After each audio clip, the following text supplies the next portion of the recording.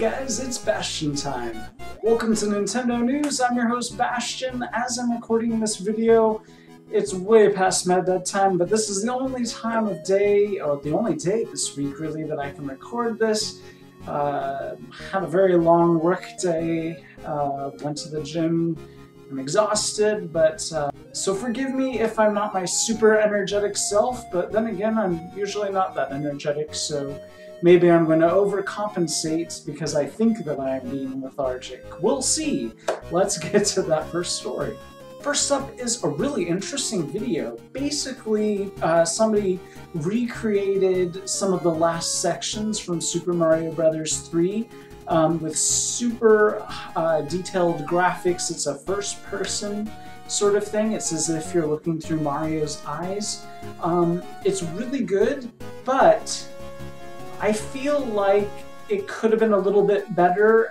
Graphically, visually, it's really beautiful, but it gets really confusing because, I mean, yeah, Mario does a lot of jumping in those levels, but it feels like they added too many weird jumps and things, and it gets sort of disorienting. But it's really beautiful to look at. It's really nice, high quality graphics, so definitely check it out, and maybe they'll do something a little less all over the place in the future. But there's a link for you down below.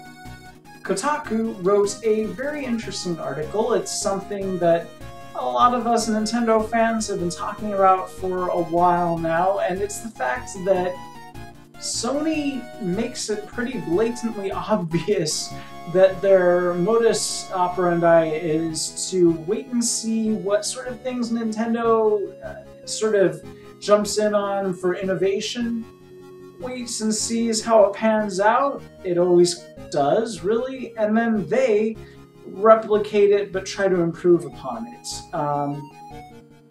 You know, it's been argued that supposedly Sony has already been in this whole touchscreen development process at least as early as the Wii U, but it just, I don't know, it just seems like everything that Nintendo comes up with, Sony is one step behind them trying to recreate it and improve upon it.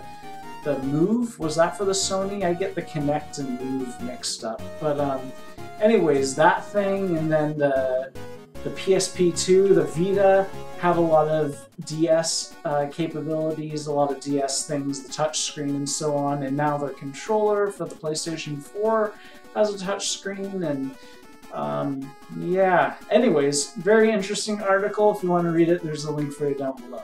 And our next story is about the fact that Nintendo has been recently quoted as stating that they are very interested in trying to shut down websites that host pirating copies of their games, because this is becoming an issue for basically software developers, for game developers, but it's a very touchy subject. There are a lot of people on the extreme opposite ends of the spectrum as far as what they feel about piracy.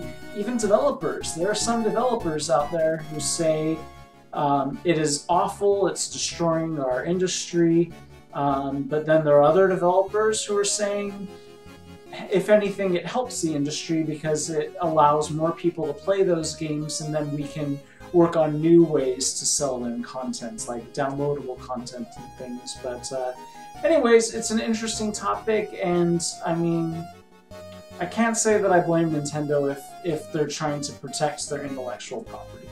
But that's it for this episode of Nintendo News. See you guys tomorrow for Zelda News. Bye!